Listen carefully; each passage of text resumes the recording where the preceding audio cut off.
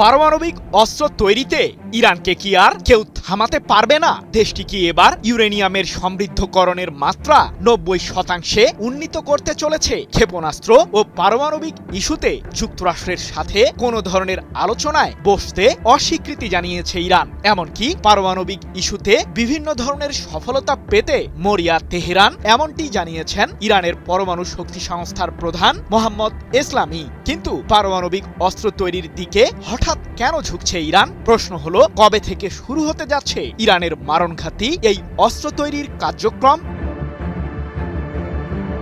ইসরায়েলের প্রধানমন্ত্রী বেনিয়ামিন নেতানিয়াহুর একটাই ভয়, পারমাণবিক অস্ত্র তৈরিতে ইরান সফল হলে মধ্যপ্রাচ্যে পুরোপুরি ভেঙে পড়বে ইহুদিবাদীদের আগ্রাসী বলয়। এমনকি সম্প্রতি নেতানিয়াহু নিজ মুখেই বলেছিলেন যে গত ১৫ মাসে ইরানের বিরুদ্ধে হামলা না চালালে পারমাণবিক অস্ত্র তৈরির পথে যেত দেশটি, যার মাধ্যমে ইহুদিবাদী জনগণের বিরুদ্ধে উত্তাপ ছড়াতো তেহরান। তাহলে কি ইসরায়েলের প্রধানমন্ত্রীর দুঃস্বপ্ন এবার বাস্তবে রূপ নিতে চলেছে?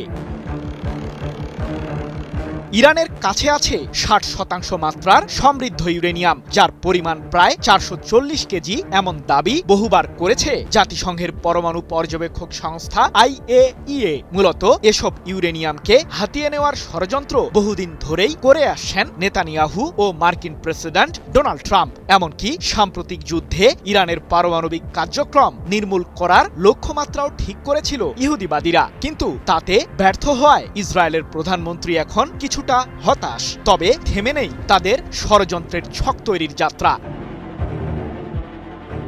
ইরানের বিরুদ্ধে যুদ্ধ এখনো শেষ হয়নি, এমন আগ্রাসী মন্তব্য করে ইসরায়েলের প্রধানমন্ত্রী নেতানিয়াহু সম্প্রতি বলেছেন, ইরানের কাছে এখনো সমৃদ্ধ ইউরেনিয়াম রয়েছে, যা দিয়ে পারমাণবিক অস্ত্র তৈরি করা সম্ভব। সেগুলো আমাদেরকেই বের করে আনতে হবে। এছাড়াও মধ্যপ্রাচ্যে ইরানের অসংখ্য প্রক্সি গোষ্ঠী রয়েছে, যাদের নির্মূল করা আমাদের দায়িত্ব।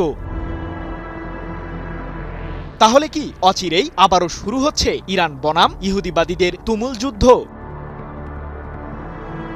ইরানের বিরুদ্ধে পুনরায় যুদ্ধে জড়ানোর নীল নকশা প্রস্তুত করে ফেলেছে যুক্তরাষ্ট্র ও ইসরায়েল। তবে সে সম্পর্কে হয়তো আগেই গোয়েন্দা তথ্য পেয়েছে তেহরান। তাই তো ইরানের পার্লামেন্টের জাতীয় নিরাপত্তা ও পররাষ্ট্র নীতি কমিশনের মুখপাত্র ইব্রাহিম রেজাই বলেছেন, আমাদের দেশের বিরুদ্ধে ইহুদিবাদীরা পুনরায় হামলা চালালে আমরাও বিকল্প ব্যবস্থা হিসেবে ইউরেনিয়ামগুলোকে ৯০% উন্নীত করব। বিষয়টি পার্লামেন্টেও খতিয়ে দেখা হবে। ১২ মে এক প্রতিবেদনে বিষয়টি নিশ্চিত করেছে ইরান ভিত্তিক সংবাদ মাধ্যম মেহের নিউজ এজেন্সি। বিশ্লেষকরা বলছেন, ইরানের সরকারের সর্বোচ্চ মহলের পক্ষ থেকে স্মরণকালে প্রথমবারের মতো পারমাণবিক অস্ত্র তৈরির ইঙ্গিত দেওয়া হলো। এদিকে নেতানিয়াহু ও ট্রাম্পের মনে ভয়ের মাত্রা বাড়িয়ে তুলতে আরেক চাঞ্চল্যকর তথ্য দিয়েছেন ইরানের পরমাণু শক্তি সংস্থার প্রধান মোহাম্মদ এসলামি। মার্কিনীদের সাথে কূটনৈতিক আলোচনায় পারমাণবিক এবং ইউরেনিয়াম সমৃদ্ধকরণের বিষয়গুলো নেই, এমনটি জানিয়ে এসলামি বলেছেন, পারমাণবিক স্থাপনা ও ইউরেনিয়াম রক্ষার জন্য প্রয়োজনীয় ব্যবস্থা গ্রহণ করা হয়েছে। এ খাত শক্তিশালী করার কাজ চালিয়ে যাবে ইরান। কি বুঝলেন ভাই? অনলি জেডাই চাই। অন্যদিকে ইহুদিবাদীদের নতুন আগ্রাসন ঠেকানোর জন্য সকল সামরিক প্রস্তুতিও সেরে ফেলেছে ইরান। এরই মাঝে মধ্যপ্রাচ্যে থাকা মার্কিনীদের গুরুত্বপূর্ণ সামরিক স্থাপনাগুলোকে লক্ষ্য করে মিসাইল ও আত্মঘাতী ড্রোন তাক করে রেখেছে তেহরান। এ প্রসঙ্গে ইরানের সর্বোচ্চ প্রতিরক্ষা বাহিনী IRGCর অ্যারোস্পেস ফোর্সের কমান্ডার ব্রিগেডিয়ার জেনারেল মাজিদ মুসাভি বলেছেন, আমাদের ক্ষেপণাস্ত্র ও আত্মঘাতী ড্রোনের বহর শত্রুর সামরিক স্থাপনাগুলোকে নিশানায় রেখেছে। সরকারের উচ্চ মহলের নির্দেশনা পাওয়া মাত্রই এসব মারণাস্ত্র ছুটবে ইহুদিবাদীদের ধ্বংস করতে। সৃজন মাহমুদ, নিউজ 24।